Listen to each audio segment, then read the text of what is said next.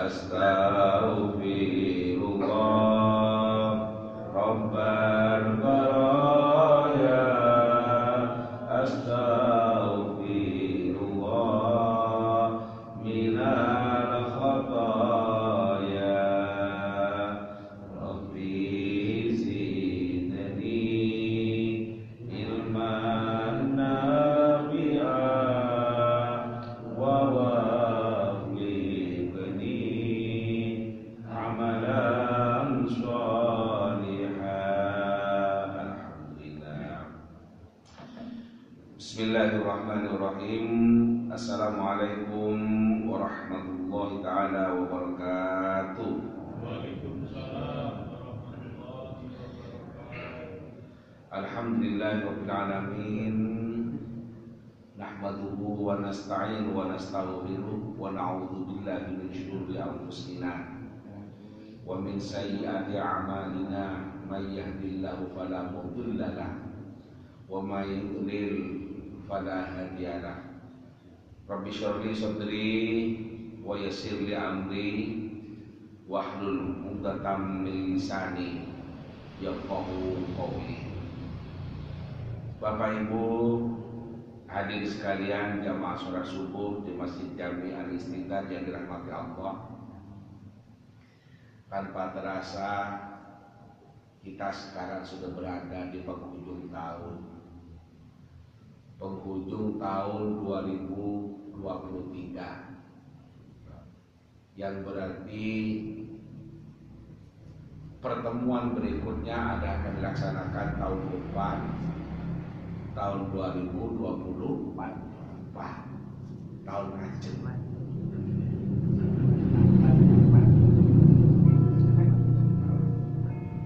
Waktu berputar seperti itu.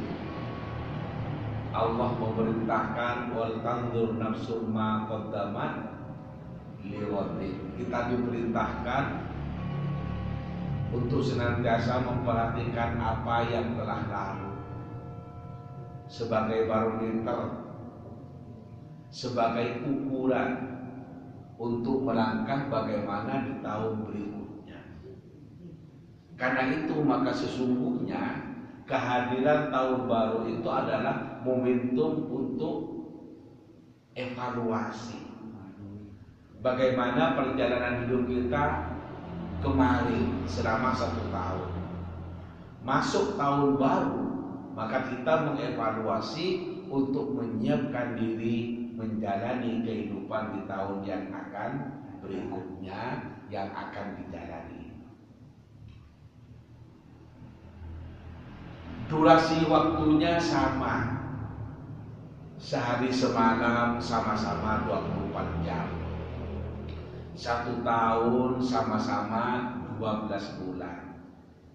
1 minggu sama-sama 7 hari. Antara tahun 2023 dengan 2024 sama.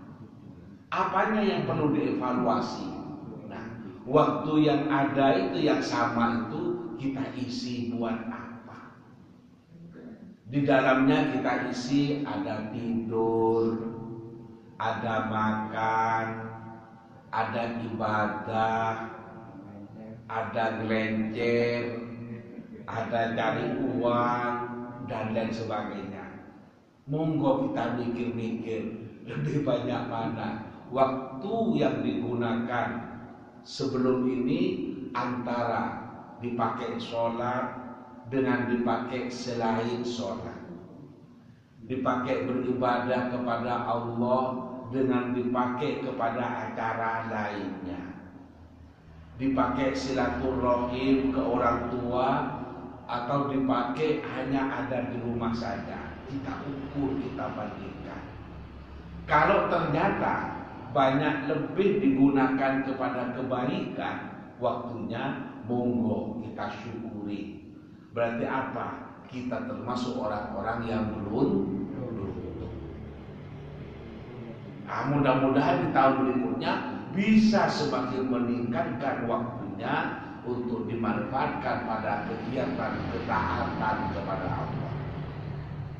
Sebaliknya, jika tahun sebelumnya kita gunakan untuk hal-hal yang kurang bermanfaat, kepada hal-hal yang tidak memiliki nilai ibadah, tidak memiliki nilai pahala, maka ayo memasuki tahun 2024 untuk ditingkatkan ibadah kita, karena umur kita bertambah, ajal kita semakin mendekat. Bagaimana kalau ibadah kita tidak bertambah?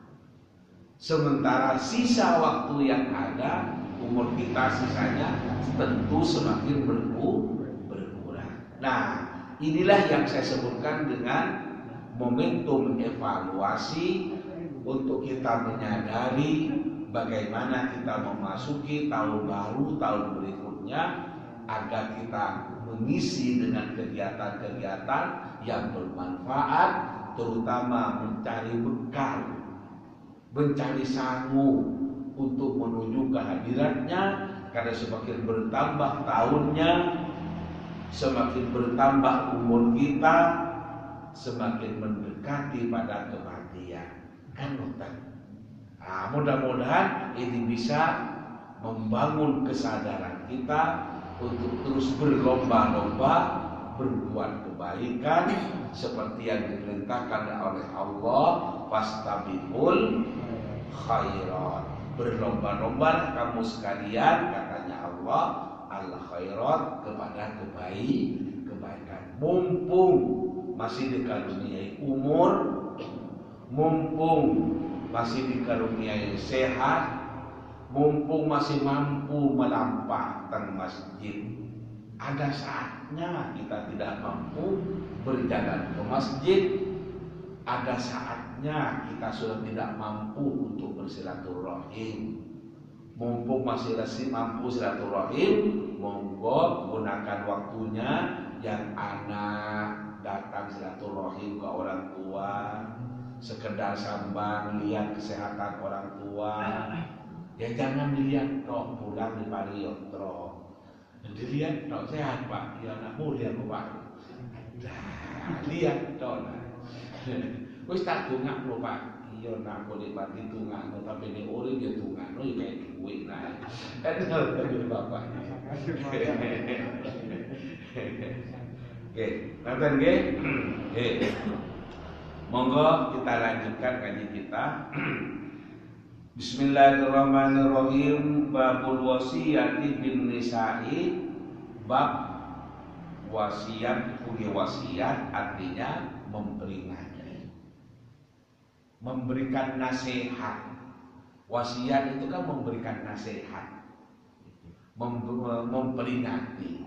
Bin nisa'i kepada orang perempuan. Bab ini adalah mengatur bagaimana cara memberi nasihat kepada orang perempuan, bagaimana cara menggauli orang perempuan, bagaimana cara memperlakukan orang perempuan. Secara kudrat Pak, laki-laki dan perempuan itu memang beda. Kalau laki-laki ditanyain dua, jawabannya satu. Tapi kalau orang perempuan ditanyain satu, jawabannya 8. Nanti Wahyu, nampak sarong nyode iso-iso terus ono sayur di palang, ya aku terus beli pasar, beli sayur, terus beli lombok, beli pindang. Pertanyaannya satu, jawabannya 8. Bagaimana cara menghadapinya? Ini diatur oleh Nabi dalam hadis-hadis ini, bahwa perempuan itu memang beda, maka kita harus bijak menyikapi orang perempuan. Oke. Baik. Kalau Allah Ta'ala ini bab ini diawali oleh ayat Al-Quran. Allah menyebutkan wa'ashiruhunna bil ma'ruf. Ini ada dalam Al-Quran surah An-Nisa ayat 19. Wa'ashiru, dan pergaulilah hunna kepada orang-orang perempuan itu bil ma'ruf, dengan baik, dengan bijak. Ini perintah Allah. Allah memerintahkan untuk menggauli orang perempuan itu dengan cara yang santun, cara yang bijak, karena perempuan itu memang sosok yang berbeda dengan laki-laki. Keberadaannya sangat dibutuhkan, tapi kalau ada di sampingnya kadang menjengkelkan. Ini jadi unik perempuan itu. Nah, karena itu dibutuhkan kesabaran. Dibutuhkan apa? Kesabaran. Karena memang diciptakan secara kudrat berbeda. Nah, laki-laki yang lupa bahwa perempuan diciptakan dalam kudrat yang berbeda sering diukur dengan dirinya. Karena tidak sama dengan dia. Nah, ya kok mau sih? Akhirnya kadang timbul sikap-sikap tidak puas yang kadang itu bisa menimbulkan konflik, menimbulkan pertengkaran. Nah, ini diatur oleh Nabi dalam bab ini, dalam hadis-hadis berikut ini tentang bagaimana cara berinteraksi, cara menggauli perempuan itu. Bab ini diawali oleh sebuah firman Allah. Allah menyebutkan wa'ashiruhunna bil ma'ruf, dan pergaulilah perempuan itu dengan cara yang bijak, dengan cara yang baik. Itu perintah Allah. Oke, monggo kita mulai. Bismillahirrahmanirrahim. Wa an Abi Hurairah radhiyallahu anhu qala, dari Abu Hurairah semoga Allah ridha kepadanya, qala, beliau berkata, qala Rasulullah sallallahu alaihi wasallam, bersabda Rasulullah sallallahu alaihi wasallam, istausu, nasihatilah olehmu semuanya, bin nisa'i, kepada orang perempuan itu, khairon, dengan kebaikan. Artinya nasihatilah orang perempuan itu dengan kebaikan. Fa innal mar'ata khuliqat min dhila'in, sesungguhnya orang perempuan itu khuliqat, diciptakan, min dhila'in, dari tulang rusuk laki-laki, dari tulang rusuk laki-laki yang bengkok. Wa inna a'waja ma fi dhila'in a'lahu, sesungguhnya tulang rusuk yang paling bengkok adalah bagian yang paling atas. Fa in dhahabta tuqimuhu kasartahu, oleh karena itu jika engkau mencoba untuk meluruskan nopo, tulang rusuk yang bengkok itu, jika engkau mencoba untuk meluruskannya,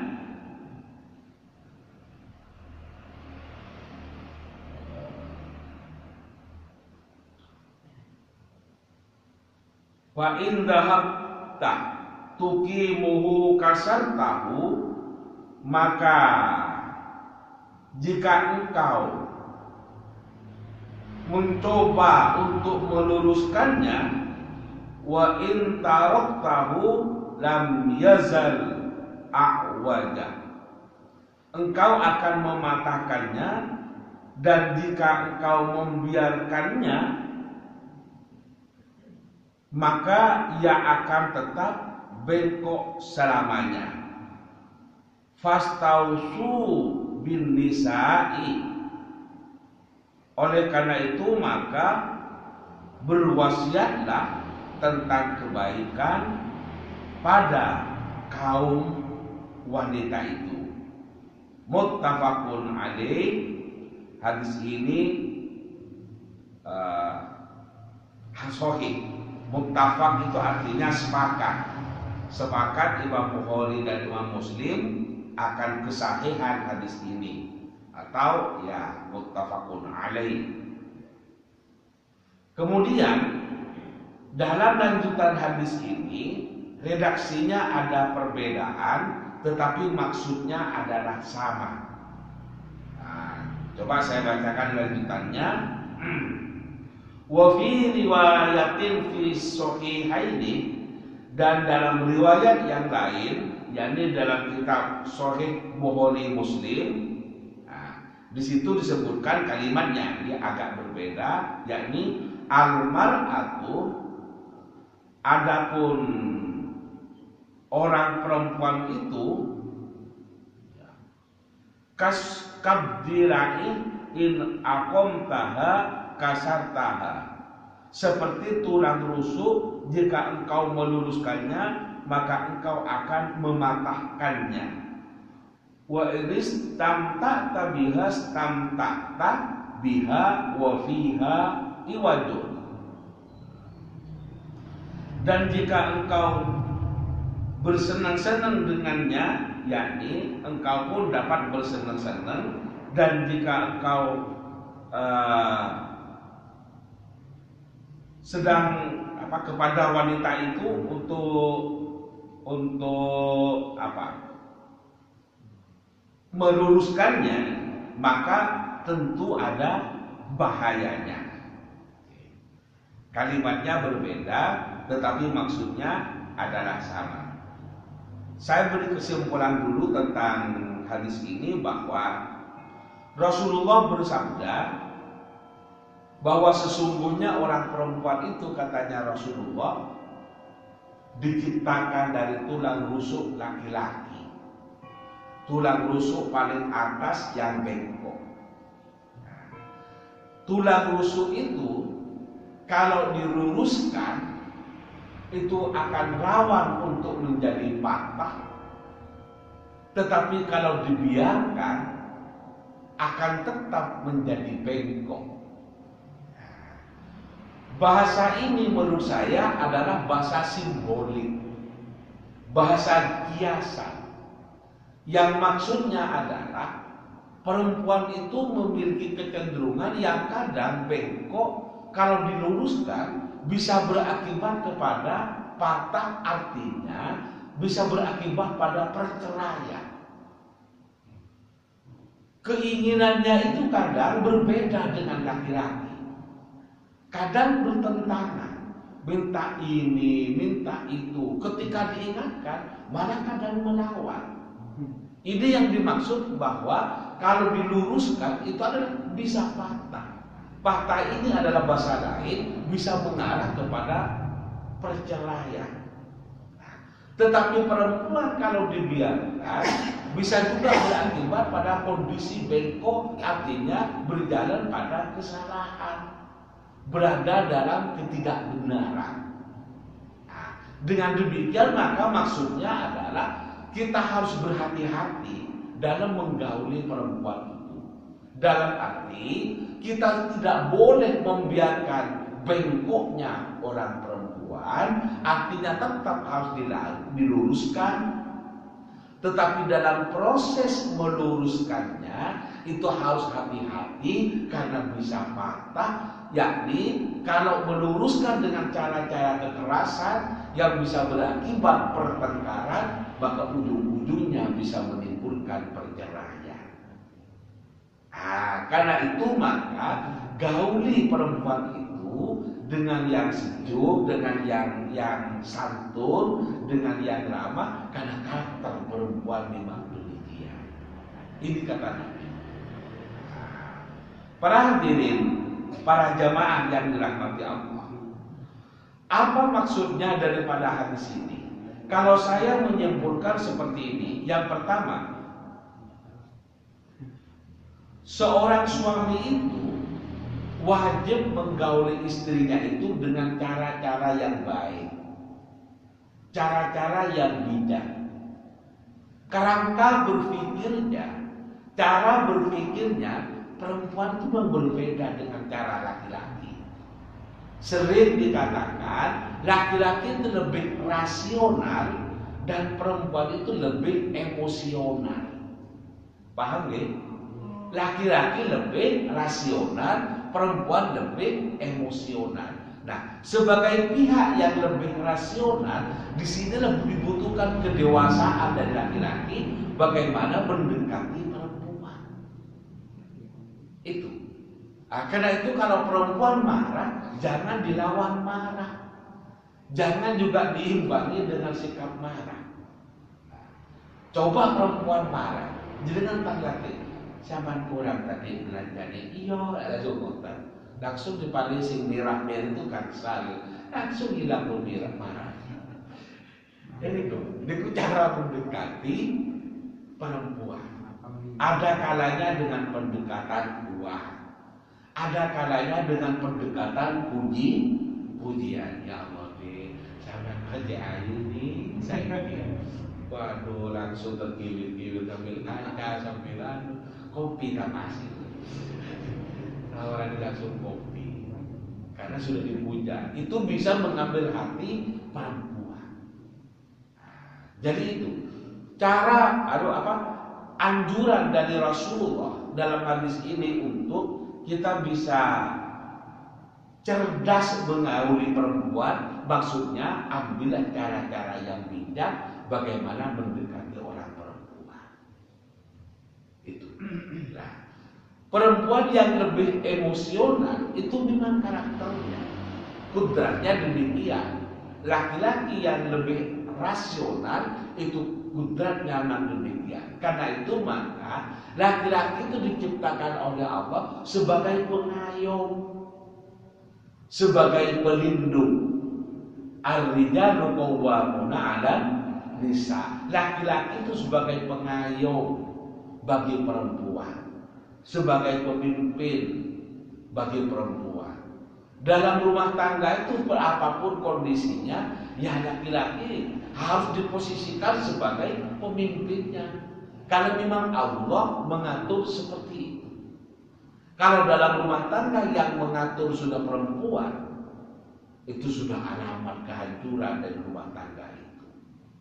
Karena itu maka perempuan bisa saja lebih cerdas dari suaminya, lebih cerdas, lebih pintar dari laki-laki.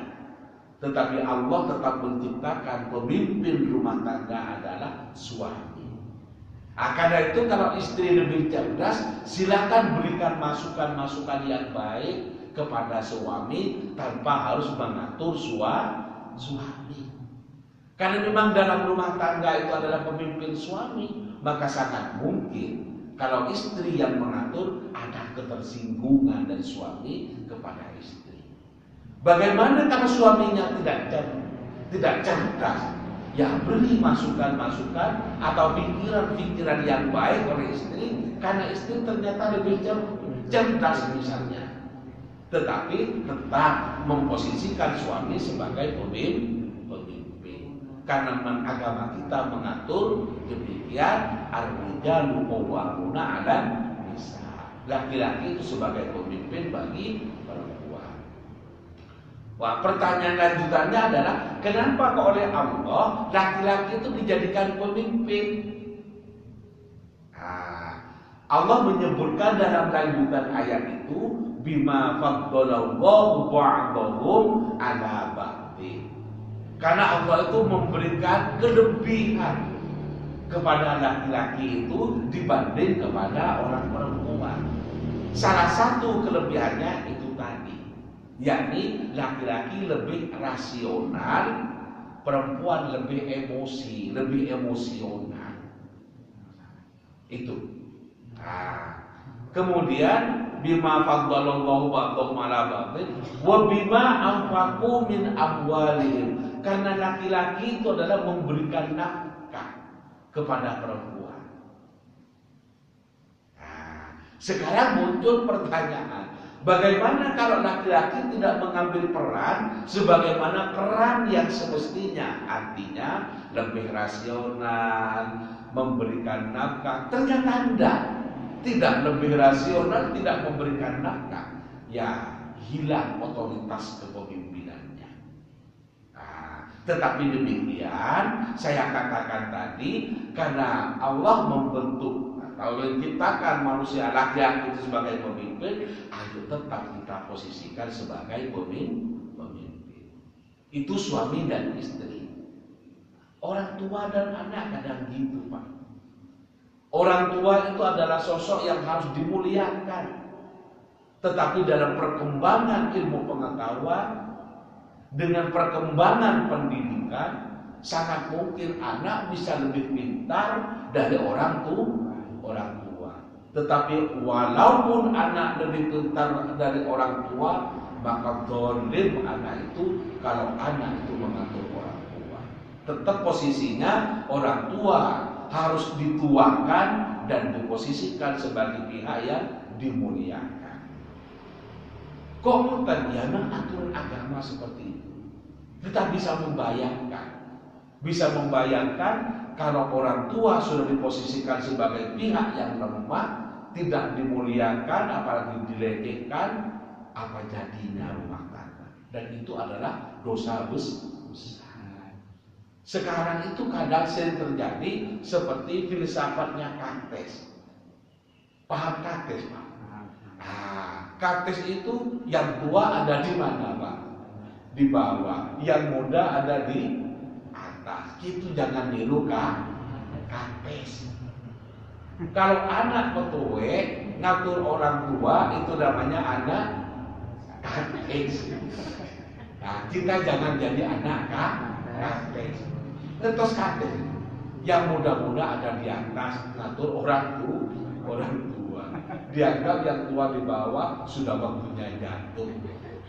Dia ada, ya Allah, itu Kartes. Dalam kehidupan manusia jangan meniru kehidupan Kartes. Jadi anak, ya bagaimana posisinya anak, hormat dan taat kepada orang tua. Nah, kalau sekarang orang tua sudah tidak berdaya, dulu sama. Anak itu tidak berdaya. Ketika anak masih bayi, sinten sing mandiin? Sing ngatur si sinten? Ya, siapa? Sudah dimandiin, diberi minyak kayu putih, minyak telur, ngoten lah. Dibedain, dipakein baju, digendong. Moro-moro ngenge. Pinter-pinter. Ngenge dibilangin pinter. Coba orang tuanya datang ke rumah anaknya terus ngenge di serambinya. Mudah-mudahan kita tidak termasuk anak yang tidak memuliakan orang tua, tapi sebaliknya mudah-mudahan termasuk anak yang memuliakan orang tua. Kalau kita bisa memuliakan orang tua, surga bagi anak itu. Nah, suami juga seperti itu. Dalam agama diposisikan sebagai pemimpin. Tetapi saya katakan tadi, sangat mungkin ada penghasilan dalam rumah tangga itu, penghasilan istri lebih besar daripada penghasilan suami. Ada kan? Ada. Tetapi sadari bisa jadi itu ada rizki anaknya, bisa jadi itu rizki suaminya diberikan oleh Allah lewat istrinya, sehingga usaha istrinya lebih lancar. Karena itu maka tidak boleh istri itu mentang-mentang. Karena diciptakan oleh Allah, istri harus hormat kepada suami. Demikian juga dalam hadis ini kita diperintahkan oleh Rasulullah untuk memuliakan istri, untuk menggauli dengan bil ma'ruf, dengan baik, untuk memuliakan istri. Suami yang mulia adalah suami yang memuliakan istri. Istri yang mulia adalah istri yang memuliakan suami. Saling memuliakan inilah akan tercipta suasana rumah tangga yang baik, yang indah. Ketika suami memuliakan istrinya, istri menghormati dan memuliakan suaminya, itu dilihat oleh anak-anaknya sangat indah, dan itu bisa menjadi teladan atau contoh yang baik bagi anak-anak dan cucu-cucunya. Beda. Cucunya datang ke kumnya. Kum, sisina aku nutuk-nutukaran mbek mbahku. Nutuk-nutukaran. Ya Allah. Lah aku sih kum sampean kok tukaran terus. Iku lho mbahku gak kena. Merasa dirinya paling kena. Padahal sudah sama-sama tuanya, sudah sama-sama gak kenanya. Ingatannya sudah sama-sama banyak, lupanya. Nah, saya sendiri belum 60, sudah banyak lupanya kadang. Sudah lupa nyalakan istrinya kadang. Setelah ingat, malu-malu sendiri. Ya begitu. Nah, karena itu ayo memberikan contoh yang baik.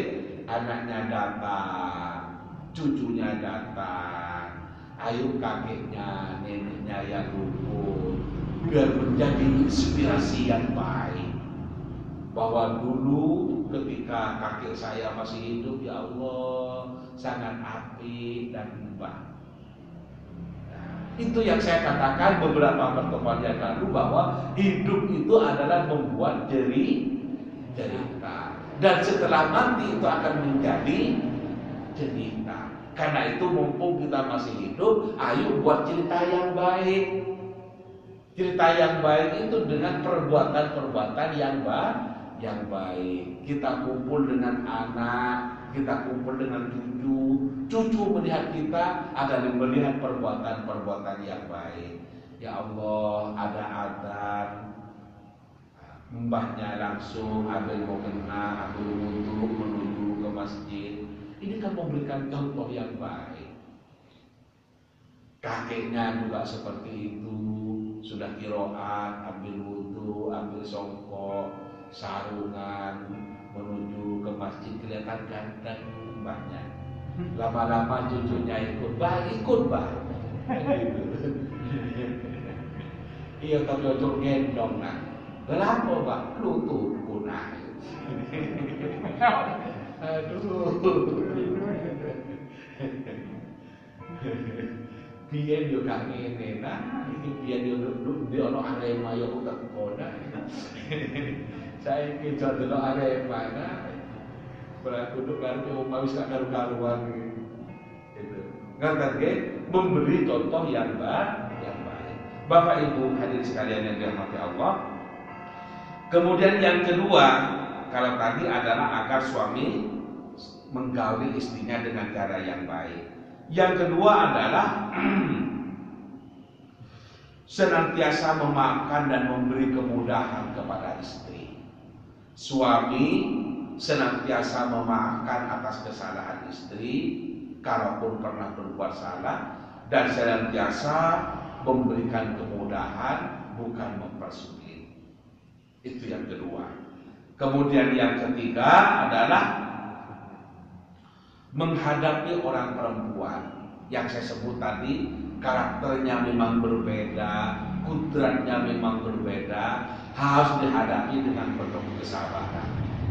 Saya ulangi, menghadapi seorang istri, menghadapi orang perempuan harus lebih mengedepankan kesabaran.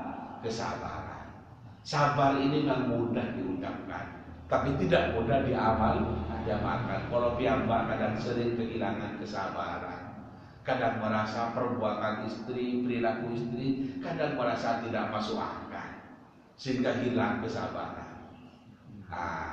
Untuk itu maka perlu meningkatkan kesabaran, karena perempuan diciptakan dalam kudrat yang berbeda. Kemudian yang keempat, yang terakhir,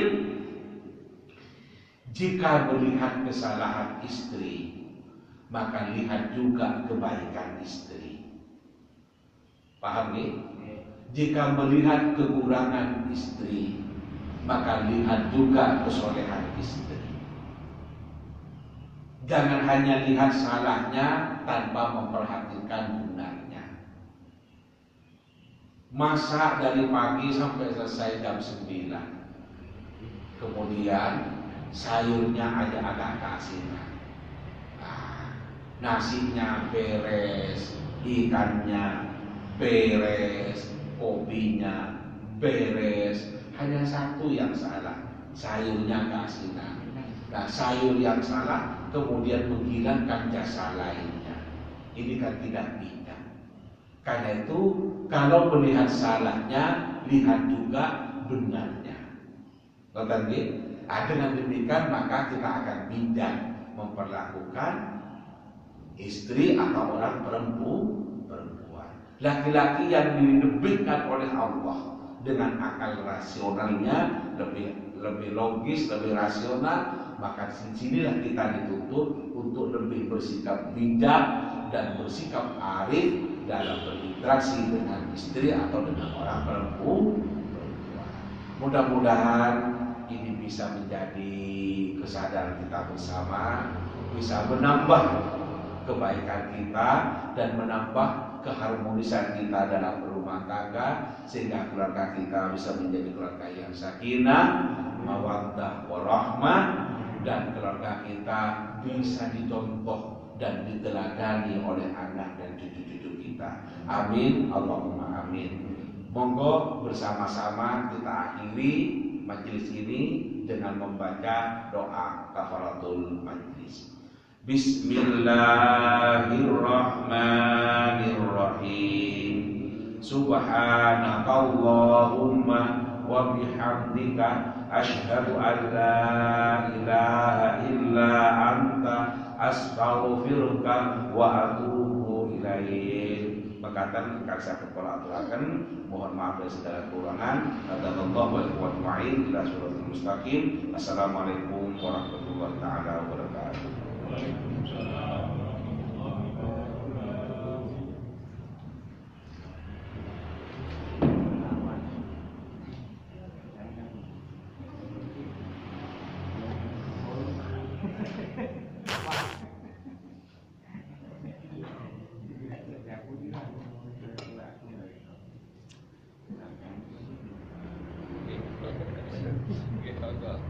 Mati lampu nih, telah tadi buat ini.